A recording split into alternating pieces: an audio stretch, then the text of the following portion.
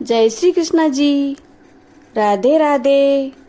आप सबको मेरा ढेर सारा राम राम और प्यार भरा नमस्कार। आज मैं आपको भाद्रपद मास शुक्ल पक्ष पूर्णिमा के दिन होने वाले चंद्र ग्रहण के बारे में बताना चाहूंगी। तो आप बड़े प्रेम, श्रद्धा और आदर भाव के साथ चंद्र ग्रहण के बारे में जानकारी प्राप्त करें।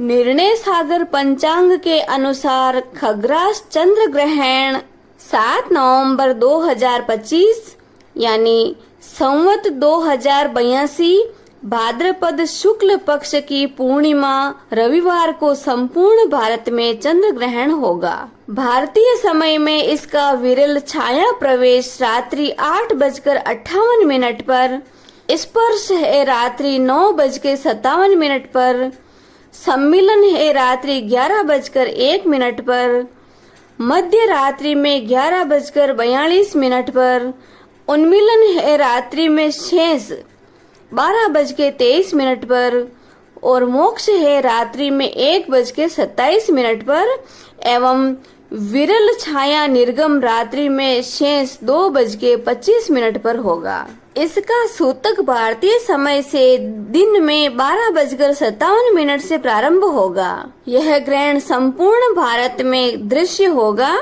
भारत सहित Asia, Australia, Africa, Europe, Antarctica, Pacific और इंडियन ओशियन में भी दृश्य होगा। जहां ग्रहण दृश्य होगा उन्हीं स्थानों पर ग्रहण से संबंधित वेद, सूतक, स्नान, दान पुण्य, कर्म, यम, नियम आदि सब मान्य होंगे। अब इस चंद्र ग्रहण का किस राशि पर कैसा प्रभाव होगा उसके बारे में बात करते हैं। विविध राशियों पर इस ग्रहण का शुभ और अशुभ प्रभाव इस तरह है, जैसे कि मेष राशि पर सुखद, लाभप्रद और सुयोगद है। वृषभ राशि पर सुख संपदा सूचक प्रभाव है। मिथुन राशि पर जीवनीय मानद रूप में कुछ न्यूनता दिखाई देगी। कर्क राशि पर प्रपीड़ा, विकार, कष्टद प्रभारक होगा। सिंह राशि पर मानसिक चिंतन और मनोविकार खेद होगा। कन्या राशि पर विकासप्रद सुयोगद प्रतिफल होगा। तुला राशि पर मनोविकार, प्रवास, चिंतन होगा। वृश्चिक राशि पर अपवाद, चिंता, खेद और प्रवास का प्रभाव रहेगा। धनु राशि पर सुखद, लाभमय, योग कारक, फल सूचक प्रभाव होगा। मकर राशि पर अपव्यय, अपवाद, चिंतन आदि का प्रभाव होगा। कुंभ राशि पर शरीर विकार, प्रपीड़ा, कष्टद, प्रभार सूचक प्रभाव होगा। मीन राशि पर आर्थिक चिंतन, अपव्यय, खेद, प्रवास आदि का प्रभाव होगा। यह ग्रहण पूर्व भाद्रपद नक्षत्र तथा कुंभ राशि मंडल पर मान्य है। अतः इस राशि व नक्षत्र वालों को ग्रहण के दर्शन नहीं करना चाहिए, अपितु अपने इष्ट देव की आराधना, गुरु मंत्र का जाप एवं धार्मिक ग्रंथों का पठन पाठन या मनन करना चाहिए।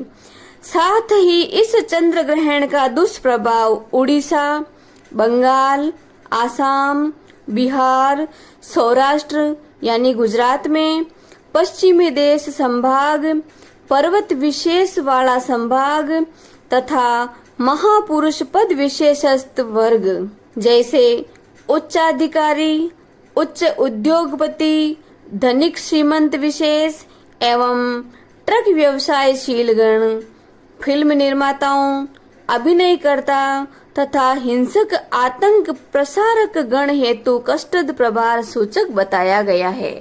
पदलोलुप, स्वार्थी, पशुपालक, चौर्य कर्मशील, तस्कर गण हेतु भी नष्ट फलद तथा इस ग्रहण वश संक्रामक आदि व्याधि, ऋतुजनिक प्रकोप, आंधी, पवन वेग, हिमखंड प्रपात स्खलन, चक्रवात रचना एवं अग्नि तथा अस्त्र शस्त्र आदि से जन धन क्षति कुयोग, साथ ही गर्भवती स्त्री तथा लकड़ी विषयक व्यवसाय कार्यकर्ता वर्ग को भी प्रपीड़ा बन पावे एवं कृषि संपदा विकास में श्रम साधना तथा कष्टद कार्य रचना बताया गया है।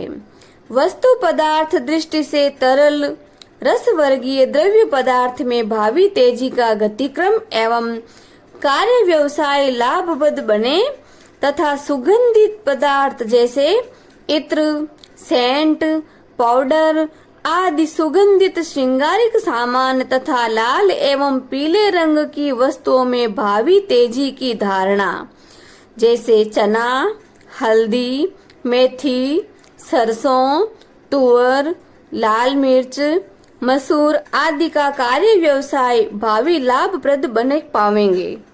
अब किसी भी राशि पर यदि चंद्र ग्रहण का कुप्रभाव है तो दान देने से वह दुष्प्रभाव या कुप्रभाव कुछ हल्का भी होता है, यानी उसका प्रभाव कम हो जाता है।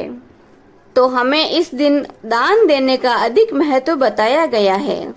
कांसी की कटोरी में घी डालकर उसमें श्रद्धा अनुसार सोने का तुष डालकर दाकोत को दान में दे देना चाहिए। गरीबों को 7 प्रकार का अनाज, पहनने वाले वस्त्र दान करने चाहिए। जब तक ग्रहण शुद्ध नहीं हो जाए तब तक हमें रसोई या चौके में हाथ नहीं लगाना चाहिए। जहाँ तक हो सके पीने का पानी भी ग्रहण से पहले अलग भर लेना चाहिए। ग्रहण संपूर्ण होने के बाद यानी चंद्रमा के फिर से शुद्ध होने के बाद हमें सिर सहित नहा धोकर शुद्ध होना चाहिए। अगर घर में कोई बहू बेटी गर्भावस्था में हो तो उसे कमरे में बैठाकर गोद में एक नारियल दे देना चाहिए और ग्रहण के समय बार बार उसे बाहर नहीं निकालना चाहिए। हमें भगवत भक्ति करनी चाहिए, यानी भगवान का भजन करना चाहिए और माला फेरनी चाहिए। इससे होने वाले बच्चे पर कुप्रभाव नहीं पड़ता है। जितनी देर चंद्र ग्रहण हो उतनी देर तक कुछ भी नहीं खाएं। अगर चंद्र ग्रहण हो, चंद्र ग्रहण संपूर्ण होकर चंद्रमा शुद्ध हो जाए तो चंद्रमा के दर्शन करने के बाद ही भोजन करना चाहिए। भोजन हमें स्वयं शुद्ध होकर बर्तनों को मांस धोकर बनाना चाहिए, क्योंकि ग्रहण की अवधि निषिद्ध वस्तुओं का प्रयोग करने से शरीर में विकार उत्पन्न हो जाते हैं। पुराणों की मान्यता है कि चंद्रमा को राहु ग्रसता है, इसलिए हमें ग्रहण के समय सावधानियों का बर्ताव करना चाहिए। तो यह थी चंद्र ग्रहण के बारे में जानकारी। यदि यह जानकारी आपको अच्छी लगी हो तो आगे से आगे शेयर करना न भूलें। जय श्री कृष्णा जी। राधे राधे।